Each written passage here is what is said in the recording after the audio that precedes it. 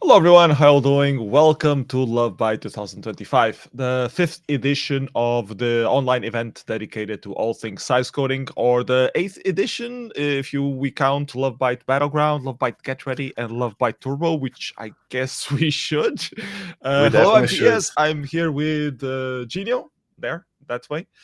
And this is the opening ceremony for Lovebyte 2025. Genio, so 5 years of this? Yeah, It's been a minute. it been yeah, and it's all this reminiscing of the previous editions that really gets my gears going. Here we are on a video conference, like it's 2020 again. But I think it has a bit to do with what the Love Bite is. We got many people asking, when will there be a physical event of Love Bite? Yeah.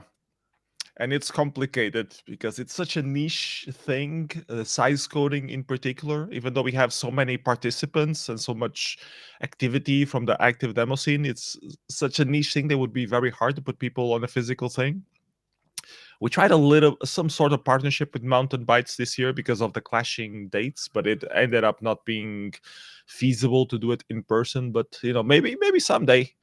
And we did have the Lovebyte Turbo thing, which was kind of physical, although you didn't say much during that one.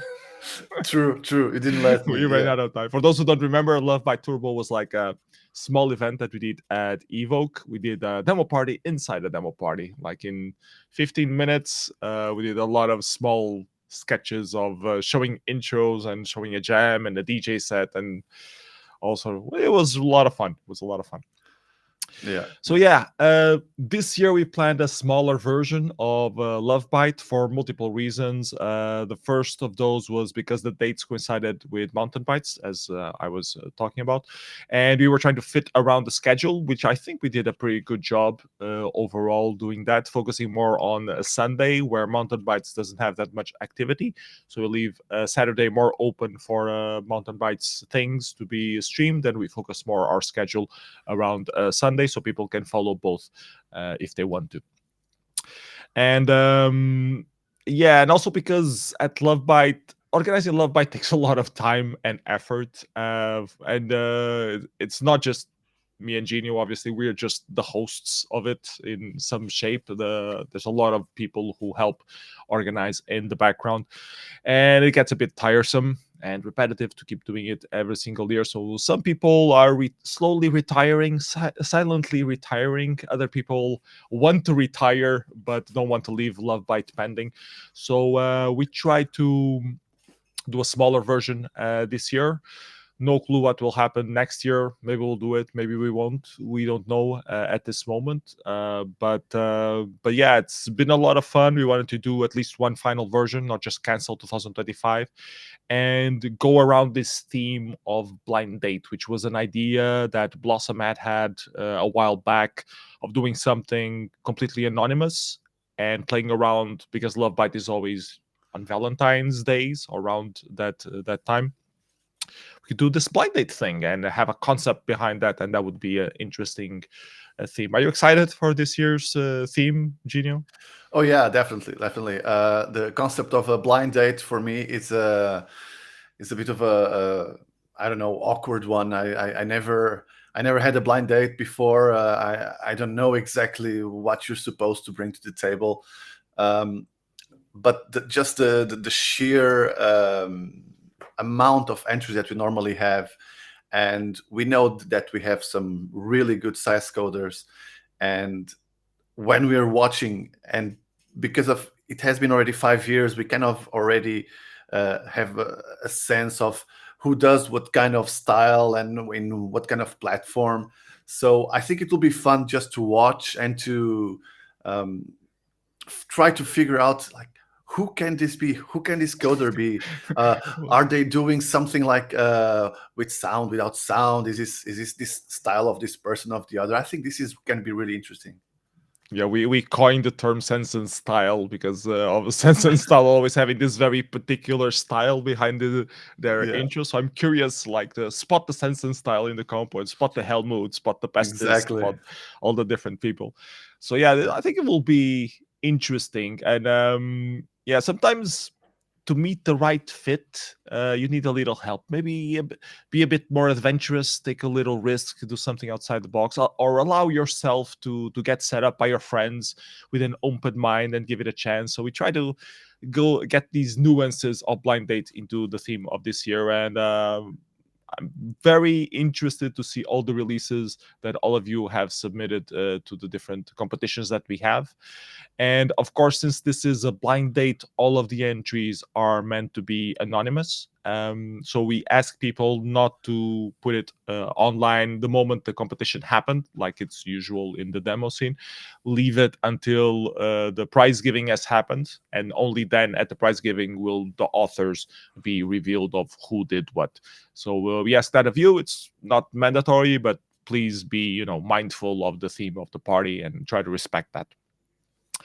So in that blind date spirit, the competitions this year are all anonymous, as I just mentioned. We thought it would be fun to try out doing anonymous competitions again.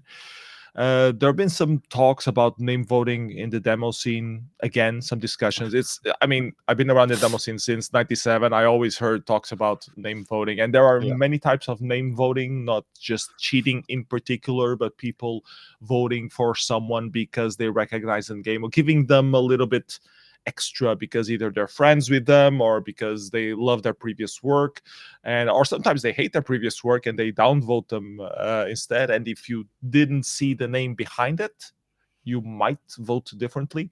So that's what we're trying to address here. Jeannie, what are your thoughts on anonymized competitions? Well, I think it's actually a very clever solution for that problem. Like you said, name voting can be a really pain in the ass to have in demos in competitions. It can be demoralizing for some people. Yeah, exactly. At Inertia, we kind of solved that by just abolishing competitions, except for one or Yeah. two. Um, the thing is that people enjoy competitions. People also like to participate in some kind of friendly battle to see who can outperform the other. So I'm not against competitions per se. I think that they have their place in other demo parties besides Inertia.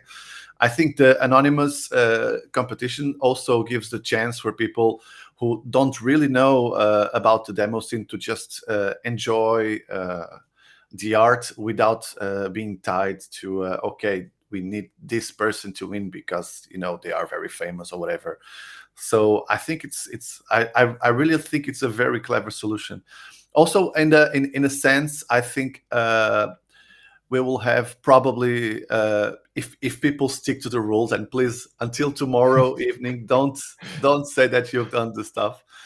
I think people will have this extra Extra let's say game, a meta game, game. exactly, Yeah. extra surprise game to see. I wonder who this person is, who this coder is, and everything. I think I think I like it. I like it. Let's see how it goes.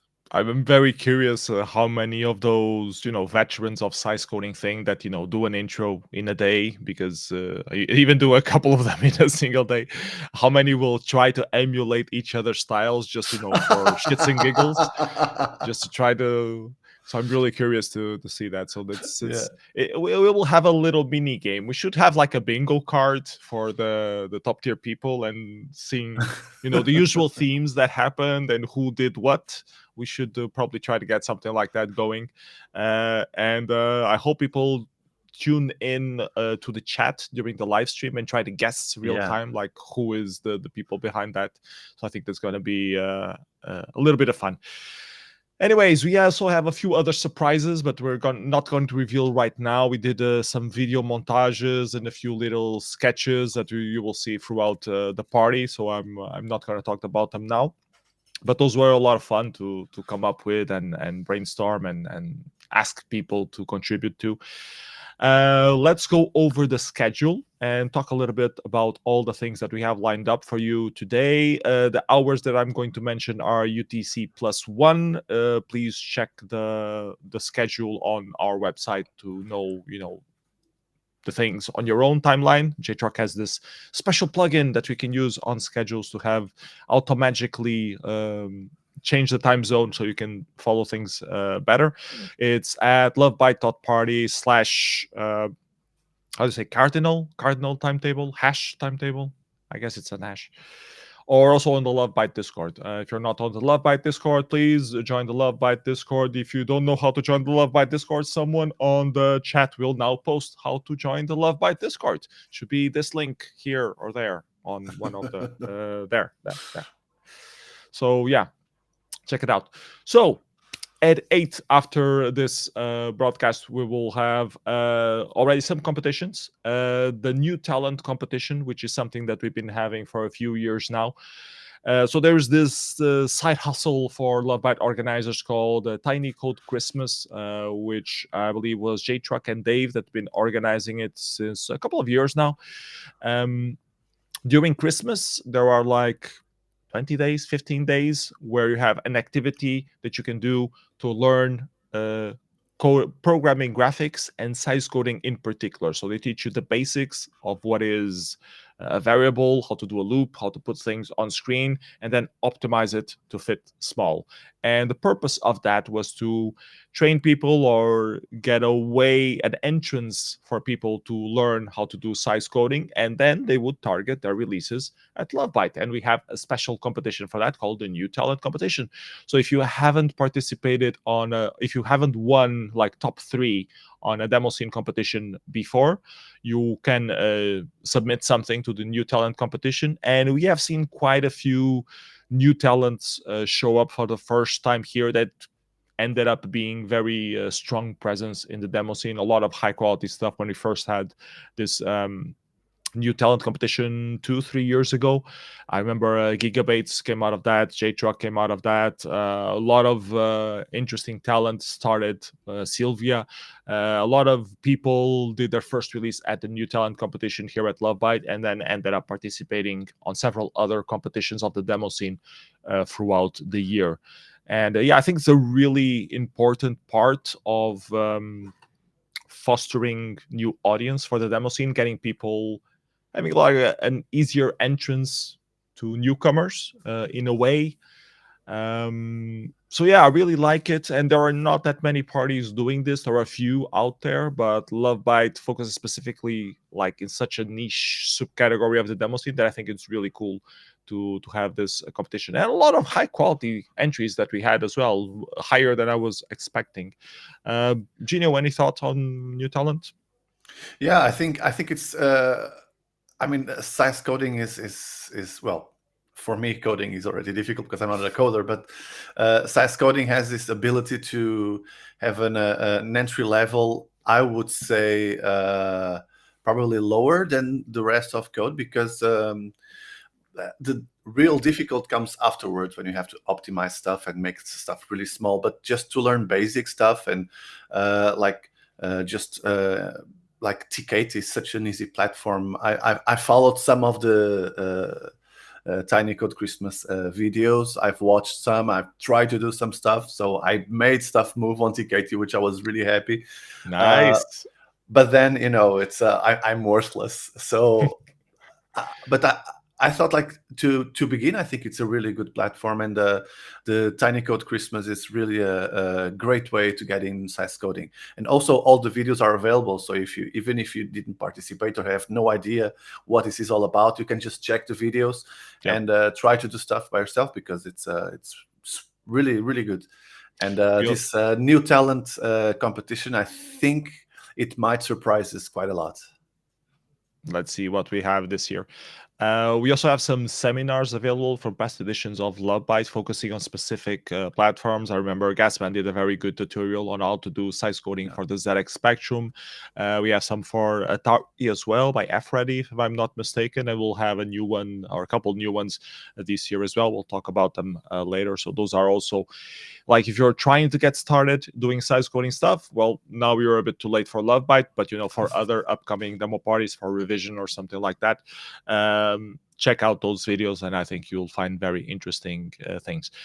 Then we'll have the Wild Showcase, also happening at 8. So what's the Wild Showcase? So Showcase is what we call on the demo scene when it's a competition but without any voting. So we just show all of the things. They have to be new. It's like the first time that we're seeing it. It's like a premiere. And wild is the competition or the category for things that don't fit anywhere else. So in this case, in particular for Lovebyte, it's whatever you want to do that doesn't fit all the other categories and show competitions and showcases that is somehow related to size coding. So we will see, maybe tools, maybe a video about size coding, anything somehow related to size coding, maybe a music disc, a tiny music disc, maybe whatever you can think of. Very curious to see what comes out of it. It might be nothing, it might be awesome things. There were some demo packs made by Marquee Design last year that had like 12 or 8 to 12 tiny intros inside a single executable file. So a lot of different things can be done on the wild category. Genio, did you do anything for the wild category? No. No. But you did something for the Mystery DJ Mega Mix, didn't you? That's coming at Yeah, I 9. did. I did. It was Tell me. a very weird challenge that Super Rogue gave me. The idea was to have uh, like a DJ set made out of DJ sets. So actually mixing mixes, which is something I have never done before. And you know, during the past 5 years, we've had such great DJs playing.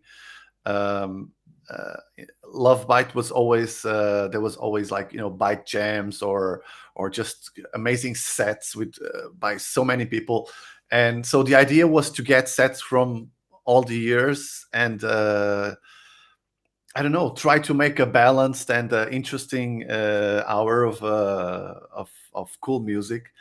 And And we can play Guess the DJ. yes, yes, yes. So just there, right there, right in the chat. Yeah, whatever.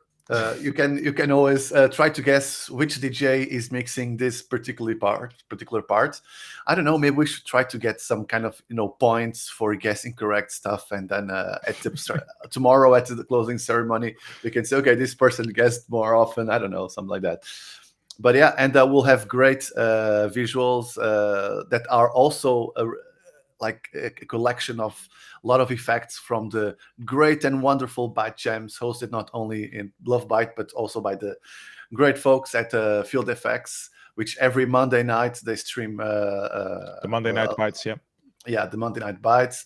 Sometimes is TIC 80, other times is some other type of platform or just shaders. But it's if you ever have some time on Monday night, just right after that like Hoffman plays always some Mondays a cool DJ sets. Then they go and they do their own stuff. It's really nice. And if you're available Monday evenings, I urge you to check them out.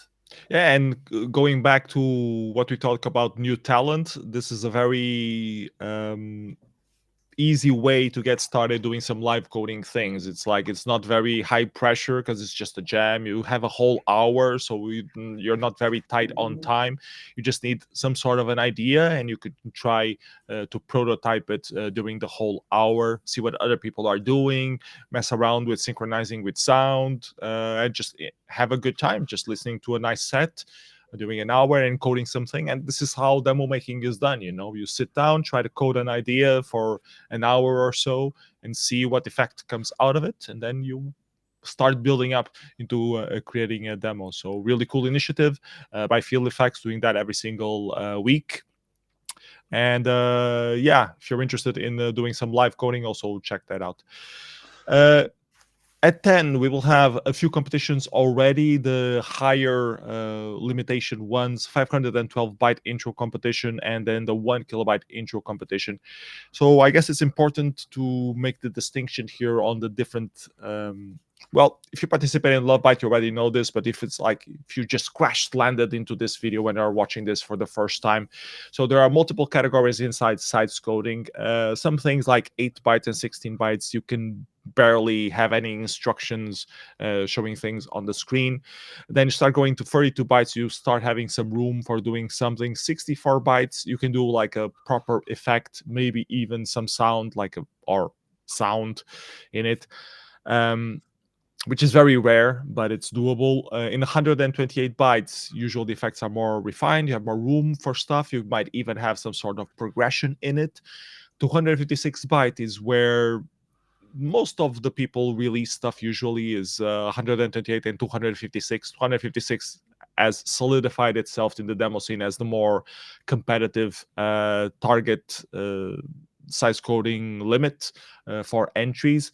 Um, and then 512 bytes feels like it's like double it, so you can do, if in 256 bytes you can do a proper small intro, with the beginning, middle, and end. On 512 bytes you can do like a whole demo inside of it, and we've seen some really cool things. Sometimes you only have a one screen effect on 512 bytes, but you have a little bit extra room for putting proper music in it. You have a little extra room for polishing stuff, for setting up a proper palette. You can do some extra polishing details that you might not be able to fit into 256 bytes. And the 1 kilobyte competition tends to break a bit that concept in its head, because in 1K you can start doing Windows native applications or browser applications, and still meet the deadline and have like shader coding instead of just doing other small things. Because shader coding has this little header where you need to set up the whole thing, where you in 512 bytes it's not very usable to do that. You can do some stuff like, for example, in JavaScript canvas, and have shaders through there, but you seem to run out of space. But in 1K you have proper space for a full shader effect, and there are a lot of good shader effects out there, and also some music on top of it, and a proper music, like proper melody, some sort of progression on it. So these two kind of categories are a bit over the top for traditional tiny intros that we have, are more expensive, but they're still considered size coding. And there are other size coding categories as well. The 4 kilobyte intro competition is usually the most famous in the demo scene, but it goes beyond the tiny concept. You're no longer optimizing every single bit, you're more dealing with the overall compression algorithm of the thing. So it's a whole other beast, and Lovebyte cuts its limit at 1 kilobyte. And we didn't always have 1 kilobyte. I think it was only last year that we added this category. Yeah. Um, and it's not very popular in the demo scene. I think only Assembly has the 1 kilobyte intro competition, so we don't see that many intros during the year on 1 kilobyte intros. Genio, as a musician, I guess you like these kind of entries a bit more than 256 bytes and 128.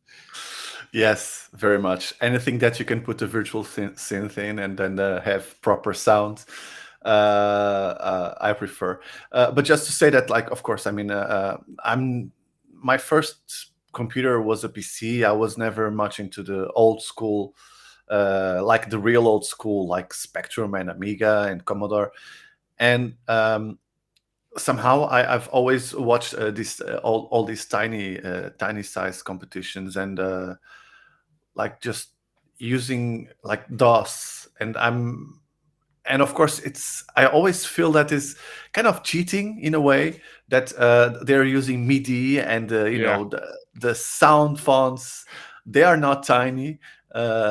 Even the ones that come from Windows, they are a few megabytes. So um, but still, I understand why they use it, and then there's some really interesting stuff coming from it.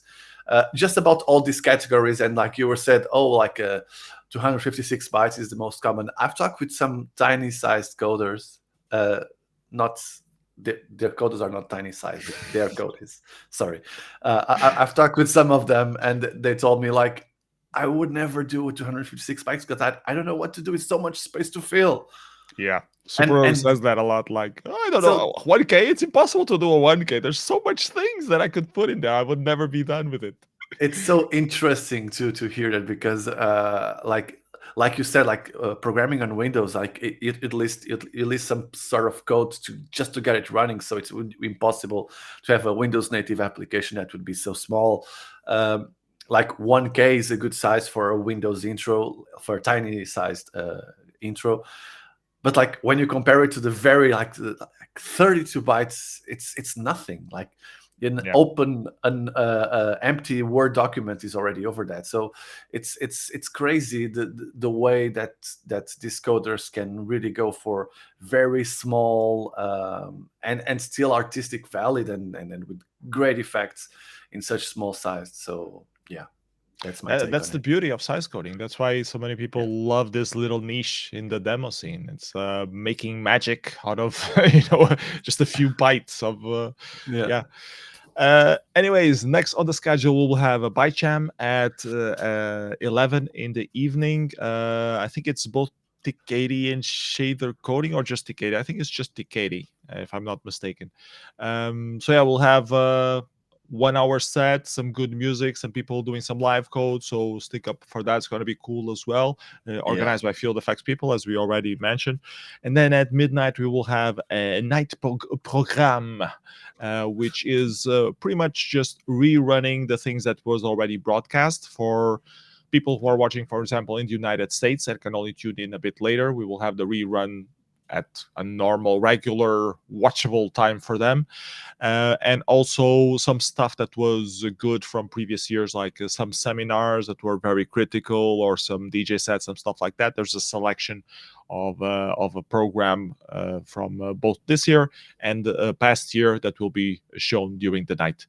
And then at 9 on February 9 in the morning Tomorrow. on Sunday, yeah, tomorrow, we'll have an hour to start easing into the vibe of the competition, to start waking up. We call it the morning relaxation mix, and it's pretty much a playlist of tiny size coding intros, but they all of them have like a zen chill out vibe to it. So nothing very aggressive, just sit back, relax, drink your cup of coffee or your tea, and get into the spirit of the of Lovebyte live stream. Or tequila. Or some tequila, to wake up. That also works. So Yeah. whatever floats your boat. We're not here to The judge. famous 9 a.m. tequila. Yes. At 10 a.m., we'll have a year in size coding that I have been preparing. So it's like a summary of all of the tiny size coding intros, or the most relevant tiny size coding intros that happened in 2024. I'll make a very quick summary of that, like going through all of the different parties that existed and showing the highlights of every single one. It took a while to edit all that, so I hope you enjoy it. It's a short video because I talk very fast and show a lot of stuff, so I think you're going to have fun with it. So yeah, tune in to that as well. Then at 11, we'll have a couple of seminars. One of them is making music with a 12-tone scale by an anonymous person. Gino, was it you? No. Have you ever done any seminars on how to do well, I mean, you can teach coding music obviously, but there was this very cool seminar by Pestis a couple of years back, teaching people how to do the basics of music for doing tiny size coding things, and it really showed like the origins, or the what's it called, the theory behind music theory kind of thing, like how notes relate to each other to create chords, and how you can exploit that in terms of code. You ever I guess I mean, you teach music to some people, so you obviously have taught some semblances of that. Is this something that the coders can come to you and ask, how do I make this not I sound had horrible?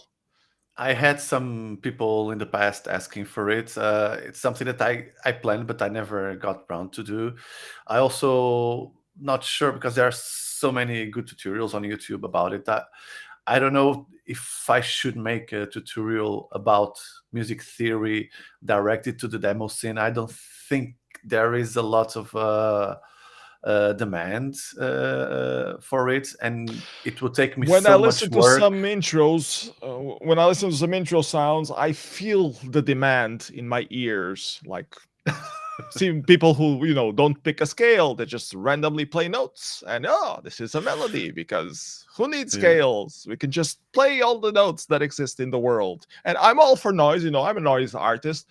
I can dig that, but there is there is making it on purpose and making it accidentally when you want to do something more melodic. And if people maybe had a few more basics of the music theory and how, things relate to each other and how harmony is created in the Western sense, because I know there are several different scales Yeah. throughout the world. Maybe you can talk a little bit about that, like in a minute or two, Uh, or not. I don't know. no, it's like there are great tutorials for that on YouTube already. I don't think there is a demand for me to do it. If somebody wants to, have a little bit more insight about a specific part of it, like I'm always eager to help. So just drop a comment or a chat here, whatever, if you want to talk to me about it. If there is a huge demand, if like everybody now on the chat starts saying we need we need the Everybody, you YouTube know what to do now. channel. Flood the chat asking for Gino to do a tutorial on how to do No, music coding. no, it will not happen. But yeah, Okay, but yeah, something check. theory related. I'm always eager to help if anybody has any question. Meanwhile, we can check this coding tutorial by the anonymous singer Yes. making music with a 12-tone scale. And after that, we'll have another seminar called Old School Platform Diversity. This one is not anonymous. This one is by Gorge of Agenda. I guess it will be. Well, I was going to say targeting the Atari, but they said old school platform diversity in particular. So I guess they will target multiple platforms in the old school categories. So yeah, interesting to see that as well. Gorg always does a lot of Atari size coding things, so it's definitely going to be an interesting seminar itself. So yeah, check that out. Then at noon we'll have a few competitions of the audio kind. We'll have the byte beat and tiny executable music.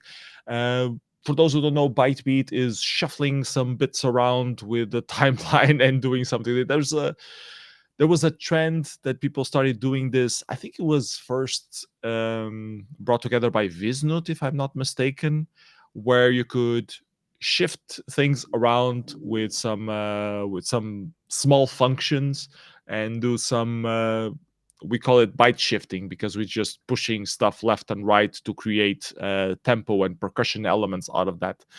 And then if you increase some stuff and go down, that is a bit of a melody. So people were fooling around with that. We call that byte beat because it's a single line with all the bytes there. And so people created some editors online that you could do that on JavaScript and render the result out of that. There's like a whole thread on Poet on how to do some byte coding things. And people started doing some very advanced things like using samples.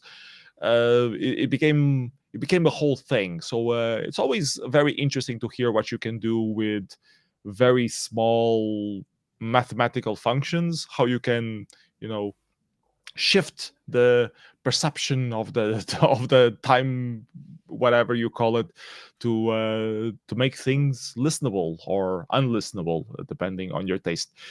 And then we also have tiny executable music, and how that differs from bytebit is that on tiny executable you have to code your audio. You have to program your audio, and the executable of that needs to be within the limit of, I think it's 256 bytes, something like that.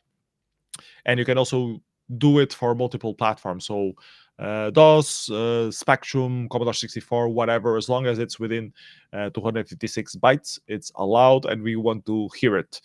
And this category only was introduced last year, and it had around 11 entries and was pretty decent quality overall. So it's going to be it's going to be very interesting, especially if you like audio and see the limitations of how you can exploit very small things to do music with. I think it's going to be very interesting. As a musician, this is maybe a bit hurtful for you, Gino, because it's all coders doing music, so it all feels a bit. But there are some high quality things being released every year, right? I mean, Yeah, you're usually there is. surprised, right? Because I know I am. No, no, no, no, definitely. When I think about executable music, I always think about the traditional executable music competitions at Revision or whatever, when you have a whole 32 kilobytes where you can Yeah. use all the stuff that you do on the virtual synth and export it, and it sounds great and professional, and you can do a lot as a musician. 256 bytes, like what is going on? Really, it's black magic for me, and I think there is a lot to it from the coding part, of course, but also in as a musician. There are some very interesting sonic aspects of it, like how do you create a melody, how do you create like an accompaniment, how can you make like a multi-part sound And work. also worth noting that tiny executable music, you cannot allow MIDI, so you cannot use the Yeah, MIDI tricks yeah. that you do on some DOS intros. So you have to actually code the synth and code the stuff. No, it's really crazy. It's really unbelievable. Of course, the like when you make an intro, which is, I don't know, 64 or 128 bytes. Um, Now you're kind of expected to have music.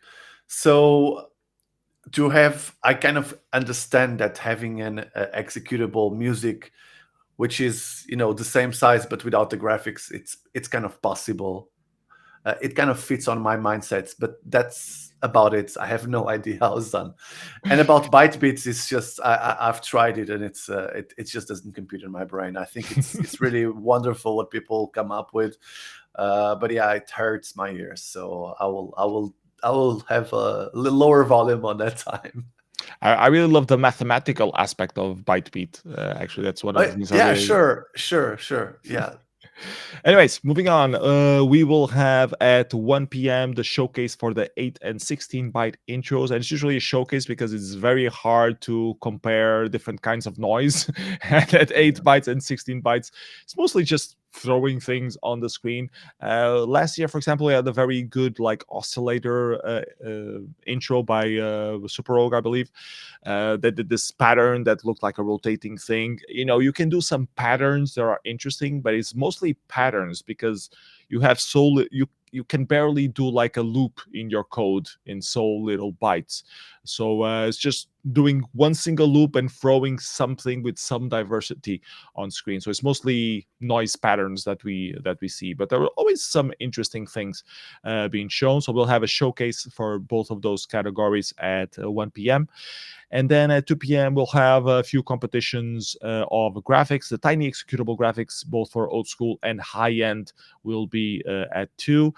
And we have seen actually a lot of high quality. We always have a lot of entries on this competition. The concept is that you can only host to 256 pixels, but you can put them across, you can put them high, you can do a square with them, so you can do different shapes if you want.